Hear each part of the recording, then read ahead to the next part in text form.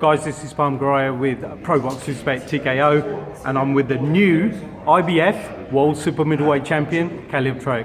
Caleb, how are you, sir? You all right? I'm doing good, man. I'm doing real well. Yeah, I know this was only on Saturday night. How does it feel, mate? And is there any changes as your sort of social media blown up or something, or the interviews? It feels great, first of all, and I can't keep up with all the notifications, and I think I have more British followers than I do American followers on Twitter now, man. So it's blowing up a little bit. We're at the Courthouse Hotel today, Eddie Hearn promotion. There's an event come Wednesday night. Do you get anything like this back home in the US, or I think you're from Minnesota, right? Yeah. No, it's not that big of a deal in Minnesota. It's not even in the United States. Over here, you guys do it right, man. Really give a lot of fighters credit and media attention, and the way it should be, you know. And so, props to you guys for really following the sport the way it deserves to be. 100%. And listen, big props to you for coming over here, the Lions Den, and pulling off that performance. And I think going back to the press conference as well, you said something along those lines. You said, look, I'm not coming here just to make the numbers. I'm actually coming here to take the title. Yeah. And it's too far of a flight for me, too long of a flight for me to come over and just lay down, man. And I was 100% confident in my abilities, and my team was confident in me, and that's why we took the fight. And obviously, you saw the game plan was executed, and I'm the new world champion. Absolutely, Kelly. You know, it's a lifetime opportunity, once in a lifetime possibly as well. I know this is your second opportunity at the world title. Yeah. So coming into this fight, how confident were you that you had the game plan to beat James Degale? Very confident, and like I said, my coach Tom Halstead drew up a great game plan. We wanted to put pressure on him and make him back up. And I was able to make it happen, and it worked. You know, it worked to a T. And also the previous experience from the Jacobs fight and my other big fights was good for me coming over to a hostile environment, because I've seen it before. It was nothing that I wasn't going to be accustomed to already. So nothing like that really fazed me. Yeah, we all know that James is quite a skillful boxer. You're a pressure fighter coming forward. So, at what point during the fight did you feel, look, you know, maybe I've got slightly better of him, or you thought he's below par? What point during the fight? Within the first couple of rounds, I felt like I was going to be able to have my way, and obviously I expected a little bit more resistance along the way, and I expected him to try to mount a comeback or one last stand, which never came. But I felt good after about the second or third round on, and just got my groove and kept it rolling. We've seen James fight before on the ropes, and he throws the counters as well. He's got good movement. We haven't seen anything from James as yet. Why do you think it was maybe a slightly flat performance from him? And that's taking nothing away from you, because what a performance by yourself as well. I'm not sure, man. I know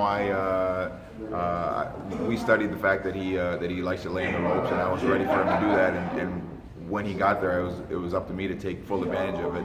Yeah. And he might have went there more often than I expected him to do. But when he was there, I made sure I was at the right angle and let my hands go and just got my punches to the target, and ended up hurting him and slowing him down while he was on the ropes, and that kind of parlayed into more success later in the fight. Definitely. I mean, me being at ringside, watching you cutting off the ring, applying the big pressure, and I think it was either the third or fourth round. There was a lot of blood from his face as well. Did you? The fifth round. Yeah, fifth round. Did you feel at that point that there could even be a stoppage coming? I thought I had him stopped in the fifth round, and credit to him, he didn't go down. I hit him with a combination, like a 6-punch combination of some real big shots, and he was tough and had the resolve of a champion and stayed up, and credit to him for that. But I could tell that hurt him, and it kind of sucked a little gas out of his tank going forward. So I was able to get even more confidence from that and keep it rolling even more going forward. Caleb, I saw something from yourself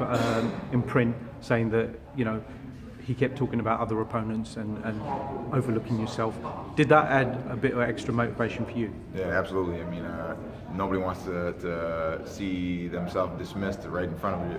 Yeah. I mean, at the press conference, he's talking about fighting 5 other different guys, and everybody but me in the fight that's going to be 2 days away. Absolutely. So my friends were keeping on top of that too. I had a buddy send me a bunch of clips of him talking about how he wants to fight this guy next, and big stadium fights, and how much money he's going to make, and this stuff. And I'm like, man, I'm right here, man. You got to get past me first. So, it was motivation.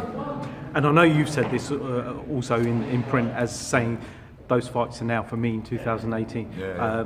I know there was no rematch clause with James Degale, but you've openly said if it makes sense, you'll come back. You sort of true to that word? Absolutely, man. Yeah. If it makes sense for me, I'd give him a rematch. If it makes sense financially, and I'd come back here to do it if there's more money involved than over in the States. So it's just up to my team to figure out what's best for me. Tony Gargelko with Seconds Out Promotions and Warrior Promotions, and Al Heyman will have a plan for me probably after the holidays and figure out what's next. Perfect. I know, just want to take a step back as well, because obviously you've got the world heavyweight champion over there as well, Deontay Wilder. Yeah.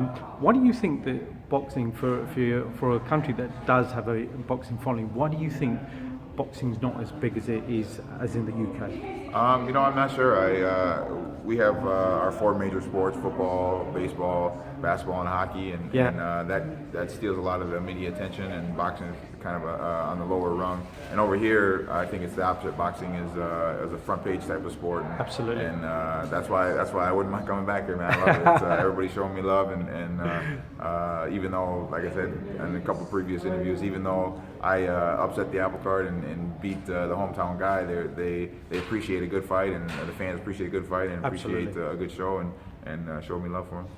So there's potential for you to, obviously the opponent list is wide open. Yeah. Is there somebody, you don't seem the sort of guy that would call out people because you've already fought Daniel Jacobs, now Degale. Is there anybody that you think, I wouldn't mind fighting next year? Other than I Degale? wouldn't mind fighting the winner of the Super 6 tournament if that's something that can be made. That's a big fight over here in the UK. Some good money. So just whatever makes sense, man. I'm not like you said. I'm not a guy that's gonna say I want to fight you. Yep. Whatever makes sense for me. Yeah. Out of that, obviously talking about the Super Series, some great names there. So you've got Chris Eubank Jr., you've got George Groves, Callum Smith.